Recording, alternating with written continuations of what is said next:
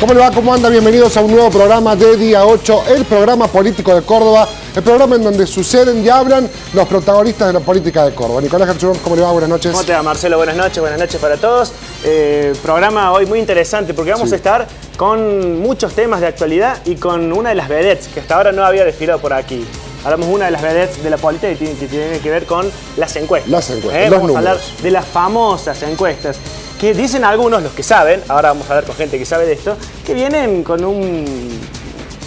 una performance no muy buena, por lo menos en lo que se ha visto en Buenos Aires, bueno, en lo que fue el dato político de esta semana con las elecciones en Capital Federal, en la Ciudad Autónoma de Buenos Aires. Mucho se ha hablado sobre los consultores y los encuestadores, sobre todo de Buenos Aires, porque ha habido como mucho dime y direte, y como números muy amplios. Al cierre de las elecciones, algunos le daban 5 puntos de ventaja a Macri y otros 12. Ahora, nadie le dio 20. No, nadie. Nadie le dio 20. Ni el más optimista ni siquiera el consultor de Macri. Claro. Entonces, llama mucho la atención con vistas a todo lo que se viene. Porque no solamente se viene 7 de agosto en Córdoba, sino se viene 24 de julio en Santa Fe, 31 de julio el balotaje, si se hace en Buenos Aires, y después tenemos las presidenciales, más las primarias, más viri. Prácticamente de aquí hasta octubre, o al menos lo que queda de julio y agosto, va a ser un fin de semana movido cada domingo, porque va a haber elecciones en distintos lugares, ya con los distritos más importantes que van dando a conocer el veredicto de las urnas, como ocurrió en Capital Federal. Pero en Córdoba, el tema de la semana que se está hablando hoy y que seguramente se va a seguir hablando por algunos días más, tiene que ver con Olga Ruitor y este acercamiento, para algunos sorpresivos, para otros no tanto, con la presidenta Cristina Fernández, otro de los temas que vamos a analizar hoy también aquí. Sí, tiene su historia esta relación de peleas y reconciliaciones de Olga con Cristina, pero ya lo vamos a estar hablando, van a estar los protagonistas hablando también. Y un dato más, un último, que se coló acá en la campaña, la Copa América, que está full. Y téngalo en cuenta porque después vamos a hablar de eso también. Es una cuestión que juega también en la cuestión política. No se pierda el confesionario del día de hoy. No se lo pierda porque hay datos que ha dejado el partido de Argentina, Costa Rica, el día de ayer en el Kempes, datos que no tienen que ver con Messi solamente. Imperdibles, que son más políticos que deportivos. ¿Vamos a la presentación? Sí, no, pero antes, lo que tengo acá no es caspa, es ceniza, y lo que quiero decir y aprovechar este programa. Estuviste en Buenos Aires. Volví de Buenos Aires ayer bastante tarde. Lamentablemente en Argentina tenemos nuestra línea de bandera, nuestra aerolínea, que es desastrosa, desde quienes atienden hasta sus aeronaves. Lo quería decir porque me quedé con muchísima bronca. Vamos a la presentación del programa.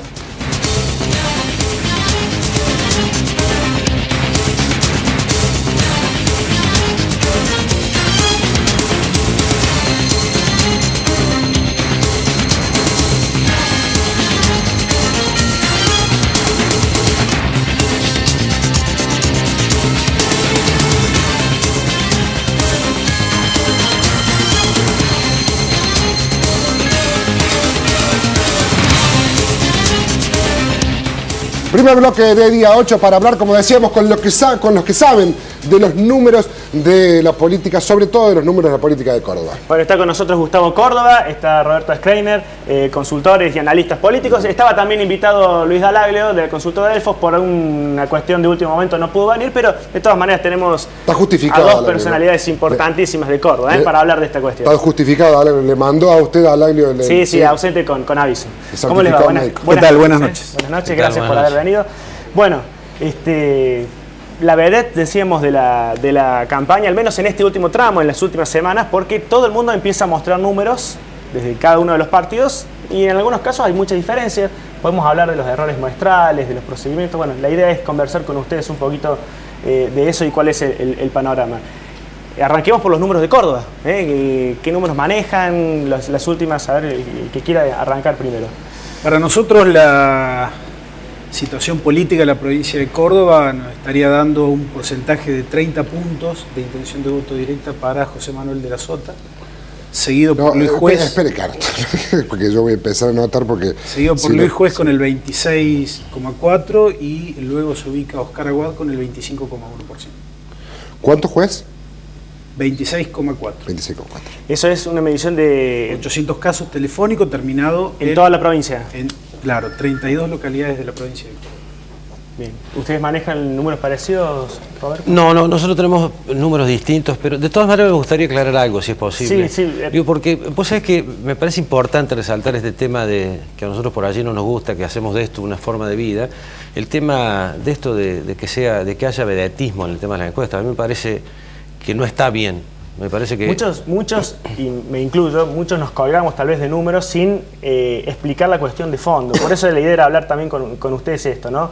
Si se hace de una manera o de otra, cuál es la cantidad de indecisos que definitivamente no están contemplados en las encuestas y que pueden dar vuelta a resultados como lo que ocurría en Buenos Aires, lo mencionamos. No, pero me parece que, a ver, me reconocerás que, sobre todo con lo que pasó en Buenos Aires, uno...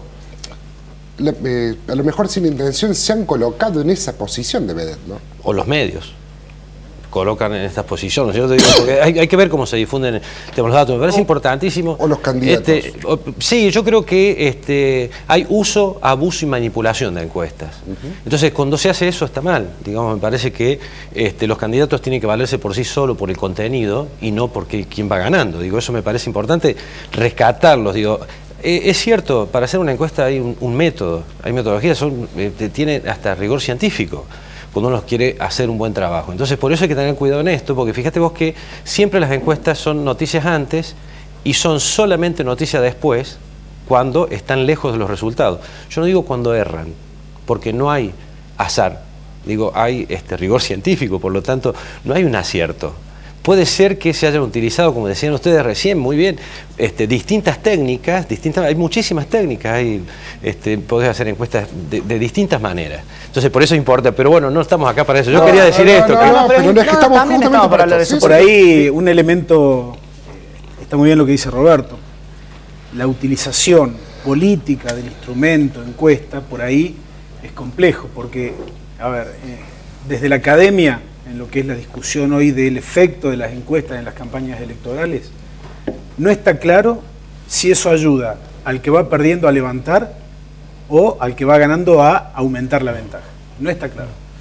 Porque en este caso, por ejemplo, puntual de Capital Federal, vamos a dar por cierto una manipulación de parte del oficialismo nacional de las encuestas para tratar de favorecer a Filmus. Lograron el efecto contrario.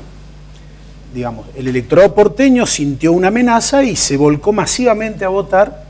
Digamos, es como que lograron producir el efecto de la segunda vuelta en la primera.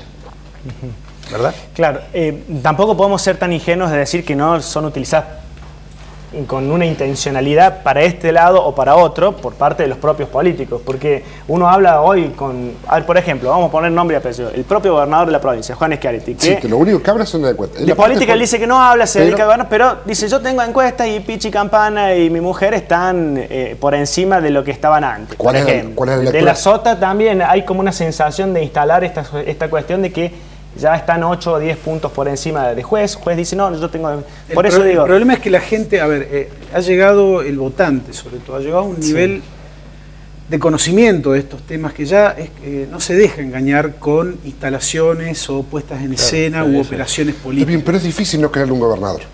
Y Schiaretti dijo hace 4 años que ganaba él por 12 puntos. Y pero si le creyera a todo el mundo, ganaría como el 100% de los votos, digamos. ¿Entendés? O sea, está bien que haya gente que no le crea o que no confíe, pero no solamente en un gobernador, son los candidatos, porque si no, no existirían nosotros mismos elecciones, como encuestadores o como analistas políticos nos pasa que ahora, nuestra credibilidad se ve menguada por este tipo de episodios. Claro. Ahora, yo les quiero hacer una pregunta. Si nos fuimos medio del tema, ¿no? Sí, no, pero yo les quiero hacer una pregunta intentando volver a lo que veníamos hablando. Esto de la manipulación de las encuestas, ¿existe o no existe?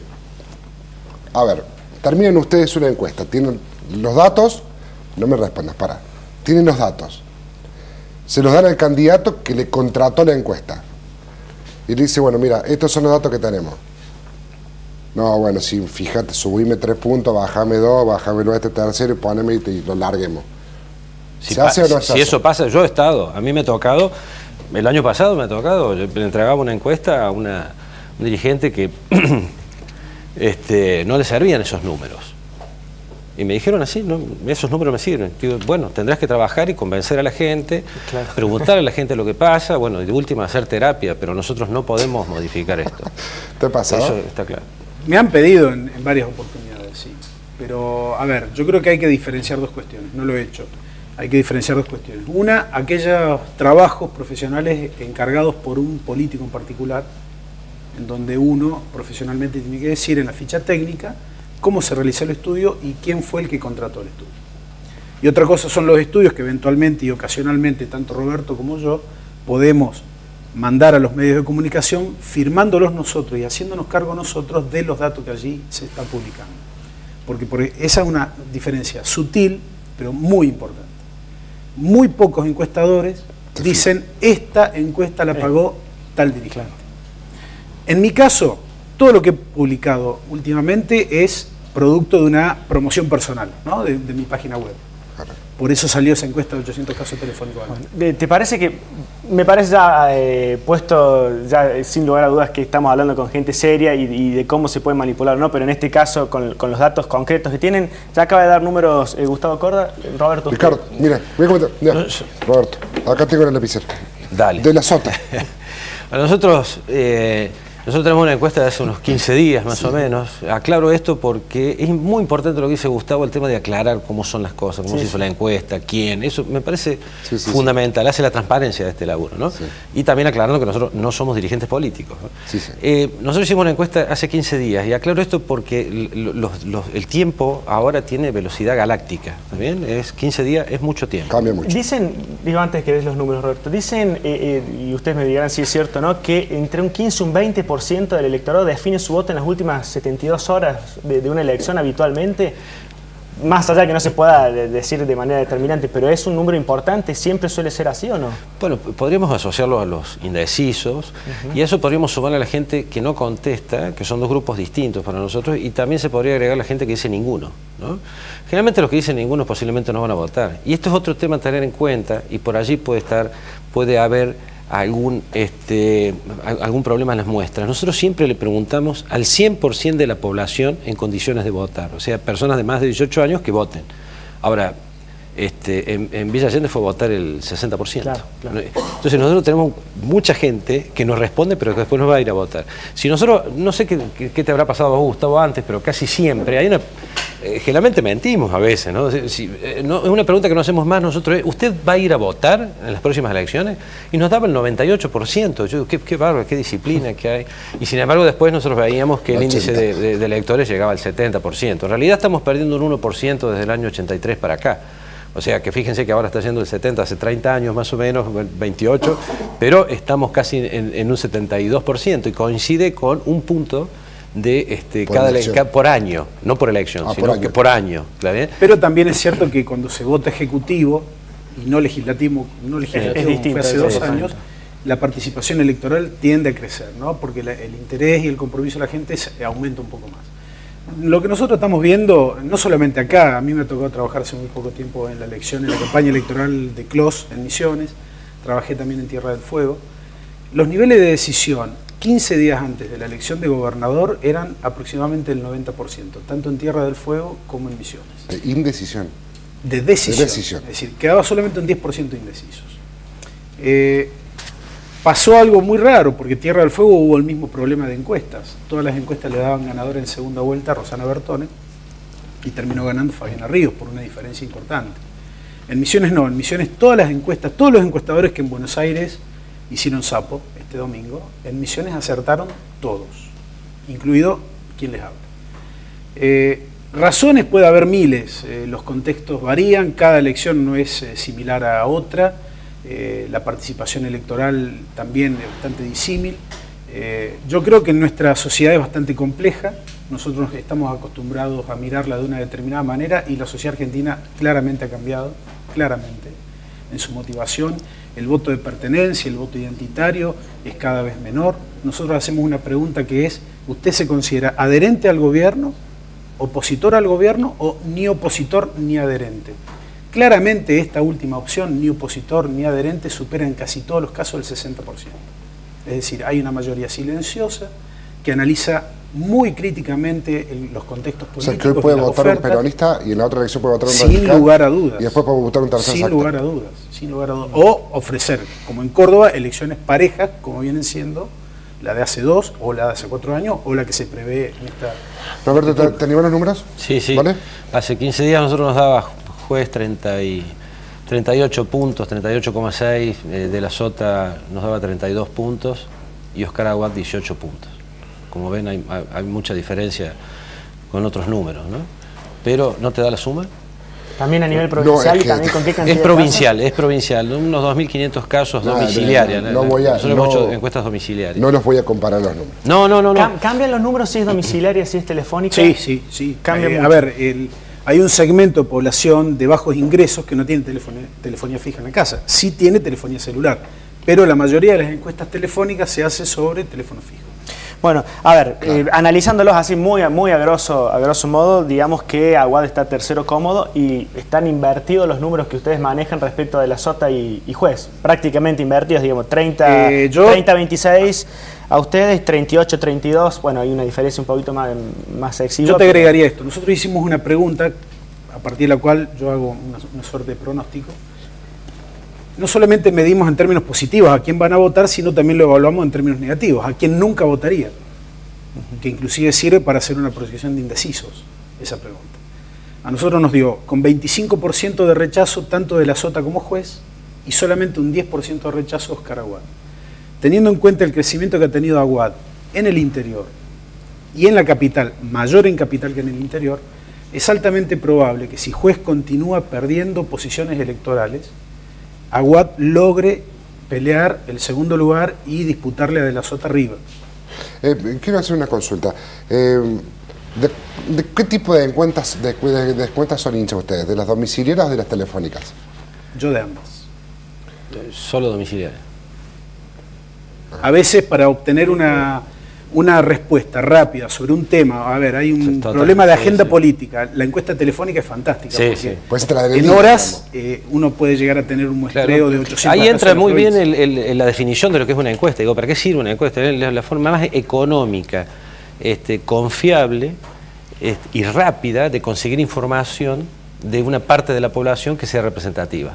O sea, en ese caso yo estoy de acuerdo con Gustavo sobre algunos casos en particular. Por ejemplo, no solamente con cuestiones políticas, sino tiene que ver, se podría haber hecho una encuesta ayer a la tarde, antes de empezar el partido, a ver qué opinaba la gente, quién iba a ganar, ¿no es cierto? O no en Argentina, porque ya hay un fanatismo particular. Pero sí, son importantes. Sí, nosotros no las hacemos, nosotros trabajamos más de cualquier modo. Ahora, tiene la ventaja de la rapidez, la telefónica, pero quedan importantes nichos, sobre todo de la gente que no tiene teléfono fijo, que queda fuera de ese muestreo. El tema es la precisión. El error muestral, que en el caso de una domiciliaria es mucho más precisa la representación de aquellos segmentos sociales que uno busca, en este caso votantes, por ejemplo, que tienen más de 18 y los mayores de 75, es decir, todo ese perfil de gente que tiene entre 18 y 75. Quiero volver un poquito a lo que comentaba recién Gustavo para trasladarte la consulta a vos, Roberto, respecto de esta cuestión. Ustedes hacen esa misma lectura, ¿los votos que eventualmente pueda perder Juez los gana Aguad y viceversa o no? ¿Quién le roba a quién? Si sube uno, ¿quién es el que baja? Digo, en la medida que ustedes hayan podido analizarlo con el paso del tiempo. Dos o tres respuestas juntas allí en una definición. Yo creo que no hay que subestimar a la gente, al electorado. Como decía Gustavo, el 60% dice que no es un impositor ni está de acuerdo con el gobierno. Nosotros le elevaríamos a eso, podríamos llegar a un 75% si tuviéramos una pirámide poblacional donde el 25% de las personas, donde estamos posiblemente nosotros 4, tengamos ya definido un voto o no, pero tenemos claro las cosas, tenemos más o menos claras las cosas. Ahora, hay un 75% que es, como decía Gustavo recién, ese 60%, si está de acuerdo o no con el gobierno nacional. Nosotros eso lo llevamos un 75% con cuestiones de afiliación e ideología. O sea que las elecciones las decide un 75% de la gente, es mucho más de los indecisos. Y no se roban, por allí pueden seducir. Y por allí creo que no pueden decidir los políticos si van a robar. Es la gente la que decide ir a un lugar o a otro. Nosotros hablamos de los perfiles, ¿no? Del votante típico pero radical o el votante típico del juecismo, por ejemplo. Un dato que nosotros hemos detectado muy bien, en Córdoba Capital, en los segmentos de clase media alta, con altos niveles de ingreso, con alto nivel educativo, la incorporación de roulette en la fórmula de Oscar Aguad le da una pátina derechosa y conservadora que para estos sectores es sumamente atractiva. Anteriormente esos sectores de la población de la ciudad de Córdoba votaban a Juez, porque Juez era la garantía del antiperonismo o del anti-delasotismo. Hoy la fórmula Aguad Roulette es mucho más representativa para esos sectores que lo que es Juez a partir de su, digamos, desempeño como intendente en la ciudad y a partir de su desempeño como senador nacional. Esa es una de las claves. Y fundamentalmente también en el interior, la incorporación de Roulette le ha dado a la fórmula del radicalismo la incorporación de voto del sector del campo que antes lo votaron al Juez. ¿Puede, por ejemplo, una elección de Domina como candidato a intendente beneficiar o modificar en algo la encuesta gobernador? Posiblemente sea al revés también, ¿no? El 8 de agosto claro, cambia. va a estar primero las elecciones de claro. Pero digo... El que gane el 7 de agosto va a traccionar seguramente a su candidato. No, eso ni hablar. Eso, una vez que termina de gobernador, se empieza a discutir y seguramente el que gane va a llevar como 2 cabezas de ventaja en la carrera de caballos. Pero digo, la elección del candidato a intendente antes, como hizo Juez, elegirlo a Domina antes, ¿le beneficia a él como candidato? No sé si a Juez, yo creo que por allí lo que se puede ver, lo que se quiere llegar a mostrar, es algo que pasa, que ha pasado aquí en Capital sobre todo. Tenemos 430 municipios de comuna, ¿no? Pero Capital tiene el 43% de la población. Sí, sí. Por eso es tan importante esa elección acá, porque ya han votado casi 200 municipios.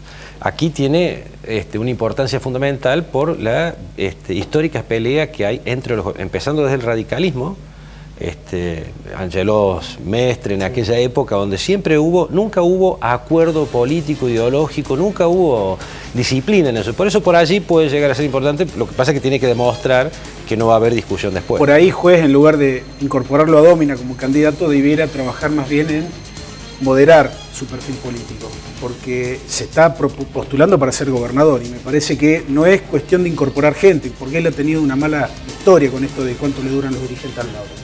Yo creo que es una cuestión de su propio perfil. Nos estamos quedando sin tiempo, pero vamos a hacer un ping-pong rápido con respuestas cortas, aunque no es lo ideal tal vez, pero sin la justificación tan grande. Es como se dice, De la Sota gana en el interior y Juez en Capital, y ahí está la diferencia, así lo manejan ustedes. Así es.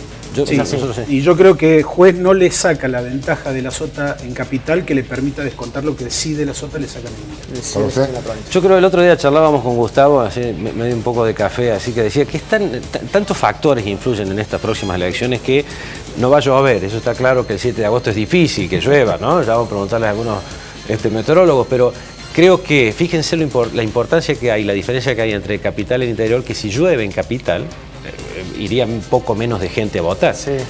Y si llueve en el interior y no en Capital, posiblemente De la Sota tenga más votos, por ejemplo, ¿no? Los 3 candidatos se han ido a comprar paraguas. Pero es importante. Mire el dato de la lluvia. Mire el dato de la lluvia. Claro, factores que influyen. La última, números de Capital a intendente. Nosotros tenemos que estemos un claramente que Mestre viene en una posición en primer lugar, pero perdiendo. Lo teníamos en 40 puntos en diciembre, lo tenemos en 27 hoy, pero conserva el primer lugar. Y en el segundo lugar nosotros no lo habíamos medido a Domina todavía como candidato, lo habíamos medido a Daniel Juez, que es su compañero de fórmula. A nosotros nos da 14 puntos Daniel Juez, nos da 13% Olga Ruitor y 12% Campana. O sea, muy cerquita el resto. Campana 12, Olga Ahora, la elección 13, de Capital va a ser fuertemente influenciada por lo que pase el 7 de agosto. Sí. Roberto, ¿a ustedes les da...? Sí, nos da primero Ramón Mestre. También coincidimos que antes era el candidato que más estaba instalado, después apareció Olga Ruitor, bueno, siempre fue candidata Olga, y luego aparece Campana, que Campana tracciona votos peronistas. Esto tiene que ver también con que son 2 candidatos del mismo partido. Bueno, Domina también, nosotros tampoco lo medimos, igual que Gustavo, no hemos medido todavía a Domina, o sea que ahí tenemos 3 candidatos que son de raíces peronistas. Esto favorece a Mestre fundamentalmente. Sí. Bueno, seguramente ya los vamos a llamar más adelante porque es apasionante esta cuestión y ahora ya entramos en tiempo de definición, ¿no es cierto? Al menos a nivel de gobernador. Déjeme preguntar algo de cancha. Todavía va a haber que preguntar, medir lo que pasa ahora con Olga Ruitor y su encuentro con Cristina. La última. ¿Quién gana? ¿Juego de la Sota? No puedo decirlo porque no queremos influenciar. Creo que hoy claramente De la Sota. ¿Viste esa pregunta? Bueno, vamos a ver si antes del 7 de agosto a lo mejor los podemos tener de nuevo y, con mucho gusto. Podemos Muchísimas hacer, gracias a los dos por haber venido. Muchísimas gracias por haber venido. Gracias. Nos vamos al corte. Cuando volvamos ya está con nosotros Siciliano. Miguel Siciliano, el presidente del bloque Eva Duarte, mano derecha de Olga Rubitor. Vamos a ver, no le preguntamos si influía Cristina Kirchner en las elecciones, en las encuestas. Pero bueno, vamos a hablar de eso justamente. Ya venimos.